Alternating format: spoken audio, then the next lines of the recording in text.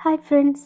അപ്പോൾ ഇന്ന് നമ്മൾ വന്നിട്ടുള്ളത് ഒരു സ്പെഷ്യൽ ഈവനിങ് സ്നാക്സിൻ്റെ റെസിപ്പി ആയിട്ടാണ്. സ്പെഷ്യലൊന്നുമല്ല, നമ്മുടെ വീട്ടിലൊക്കെ ഉണ്ടാവുന്ന സാധാരണ ഇൻഗ്രീഡിയൻസ് വെച്ചിട്ട് വളരെ ഫാസ്റ്റായിട്ട് നല്ല ക്രഞ്ചി ആയിട്ട് ഉണ്ടാക്കിയെടുക്കാൻ പറ്റുന്ന ഒരു ഈവനിങ് സ്നാക്സിൻ്റെ റെസിപ്പി ആയിട്ടാണ്.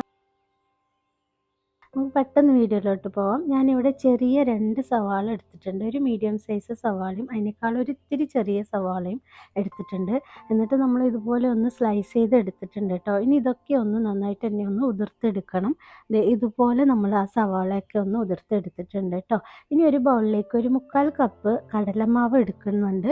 ഇതിലേക്ക് 1/2 ടീസ്പൂണ് മുളക് പൊടി, 1/2 ടീസ്പൂണ് പെപ്പർ പൗഡർ, പിന്നെ ഒരു 1/4 ടീസ്പൂണ് പെരുങ്കായത്തിൻ്റെ പൗഡറും കൂടെ ചേർത്ത് കൊടുക്കുന്നുണ്ട്. ഇനി ഇതിലേക്ക് ആവശ്യത്തിന് ഉപ്പ് ചേർത്ത് കൊടുക്കാം.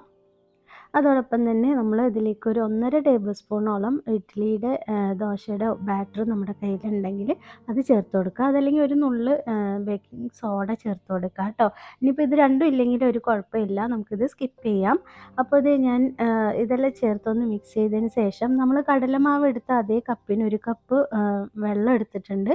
അതിലൊരു ഏകദേശം 2 ടേബിൾ സ്പൂൺ മാത്രം ബാക്കിയുള്ളൂ. ബാക്കിയെല്ലാം നമ്മൾ ഈ ഒരു മാവിലേക്ക് ഒഴിച്ച് മിക്സ് ചെയ്തെടുത്തിട്ടുണ്ട്.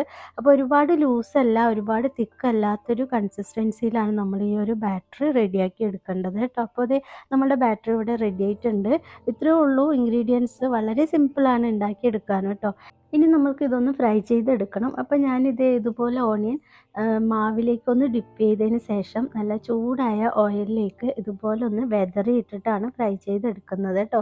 നമ്മൾ ഒന്നിച്ച് തന്നെ ഓണിയൻ നമ്മൾ മാവിലേക്ക് ഇട്ട് വയ്ക്കുകയാണെങ്കിൽ നമ്മൾ ഉണ്ടാക്കി കഴിയുന്ന സമയത്തിൻ്റെ ഉള്ളിൽ ഭയങ്കരമായിട്ട് ലൂസായി പോകും. ഓണിയൻ എന്താ പറയുക, സവാളയിൽ നല്ലപോലെ വെള്ളം ഉണ്ടാവും കേട്ടോ. അപ്പോൾ അതുകൊണ്ട് ഞാൻ കുറേശ്ശെ ആയിട്ടാണ് ഡിപ്പ് ചെയ്ത് ഇതുപോലെ ഒന്ന് വെതറി ഇട്ടിട്ട് ഫ്രൈ ചെയ്തെടുക്കുന്നത്. അപ്പോൾ ഇത് പൊക്കവട അല്ലെങ്കിൽ വടയൊക്കെ ഉണ്ടാക്കുന്ന പോലെ തന്നെ നമ്മൾ ഇതൊന്ന് തിരിച്ചും മറിച്ചൊക്കെ ഇട്ടൊന്ന് ഒരു ലൈറ്റ് ഗോൾഡൻ ബ്രൗൺ ആവുന്നത് വരെ ഒന്ന് ഫ്രൈ ചെയ്തെടുക്കാം. അപ്പോൾ ഇതേ നമ്മുടെ സ്നാക്സ് ഇവിടെ ഏകദേശം റെഡി ആയിട്ടുണ്ട്.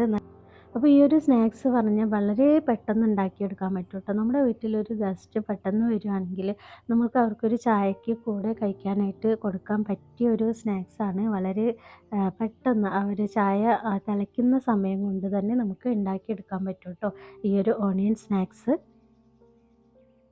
അപ്പോൾ നമ്മുടെ സ്നാക്സൊക്കെ ഇവിടെ റെഡി ആയിട്ടുണ്ട്. വളരെ സിമ്പിളാണ്, പെട്ടെന്ന് ഉണ്ടാക്കിയെടുക്കാം. ഉണ്ടാക്കി കഴിഞ്ഞതിന് ശേഷം ഇതുപോലെ ഒന്ന് ചെറുതായിട്ട് ഉടച്ചു കൊടുത്തിട്ടുണ്ടെങ്കിൽ എല്ലാം വിട്ട് വരും കേട്ടോ. അപ്പോൾ എല്ലാവർക്കും ഈ ഒരു സ്നാക്സ് ഇഷ്ടമായിട്ടുണ്ടാവും എന്ന് വിചാരിക്കുന്നു ഇന്നത്തെ വീഡിയോ. അപ്പോൾ ഇഷ്ടമായിട്ടുണ്ടെങ്കിൽ ഒന്ന് ലൈക്ക് ചെയ്ത് ഷെയർ ചെയ്യാൻ മറക്കരുത് കേട്ടോ. അപ്പോൾ നിങ്ങളിത് ട്രൈ ചെയ്ത് നോക്കുമെന്ന് പ്രതീക്ഷിക്കുന്നു. സൂപ്പർ ടേസ്റ്റാണ്, വളരെ സിമ്പിളാണ്. അപ്പോൾ എല്ലാവരും ട്രൈ ചെയ്ത് നോക്കാം കേട്ടോ. അപ്പോൾ എല്ലാവരും നല്ല ഹാപ്പി ആയിട്ടും ഹെൽത്തി ആയിട്ടിരിക്കുക. ഇൻഷാ അല്ലാഹ് നമുക്ക് മറ്റൊരു വീഡിയോ ആയിട്ട് വീണ്ടും വരാം. Thank you.